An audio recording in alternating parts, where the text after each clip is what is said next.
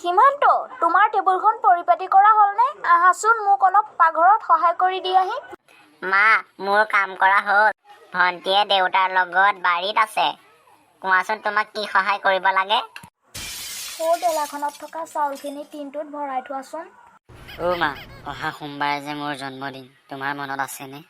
আছে। শুন, তোমাৰ জন্মদিনটোতো মোৰ মনত নাথাকিবনে? তোমাৰ হৈ নামঘৰত শৰাই এখন আগবঢ়াম বুলি ভাবিয়ে থৈছোঁ। অকল শৰাই দিলেই নহ'ব কিন্তু।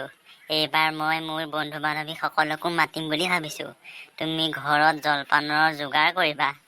তাৰমানে এইবাৰ তুমি সবান্ধৱে জন্মদিন পালন কৰিবা। পিছে কাক কাক মাতিম বুলি ভাবিছা বাৰু? মা, ৰুণজুন, মিতা, ভুলি, চিৰঞ্জিত, মকবুলক মাতিম বুলি ভাবিছোঁ। ৰতন আৰু মীনাক তুমি পাহৰি গ'লা নেকি? নহয় মা, সিহঁতক মাতিম বুলিয়ে ভাবিছোঁ, মাত্ৰ নামকেইটা ক'বলৈহে থাকি গ'ল। মাতিবা, সিহঁতকো মাতিবা, নহ'লে বেয়া পাব নহয়। তুমি পিছে কি কৰিম বুলি ভাবিছা বাৰু? মা, আচল কথাটো কওঁ ৰ'বা। স্কুলৰ বাইদেৱে আমাক জন্মদিনত গছ পুলি ৰোৱাৰ কথা কৈছিল। সেইবাবে এইবাৰ মই পদূলি মূৰত এটি নাহৰ পুলি ৰুম ভাবিছোঁ। বৰ ভাল কথা। শুন, পুলিটো কিন্তু ৰুলেই নহ'ব, তাৰ প্ৰতিপালৰ দায়িত্বও তোমাৰ। গছপুলি ৰোৱাৰ উপৰি সেইদিনা আৰু কিছুমান কাম কৰিব পাৰা। কি কাম মা?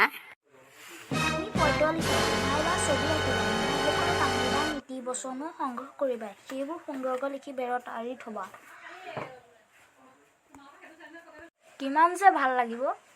আমাৰ ভিডিঅ'বোৰ চাবলৈ আপোনালোকে চেনেলটো লাইক কৰিব, ছাবস্ক্ৰাইব কৰিব আৰু পাৰিলে এটা কমেণ্ট কৰিব।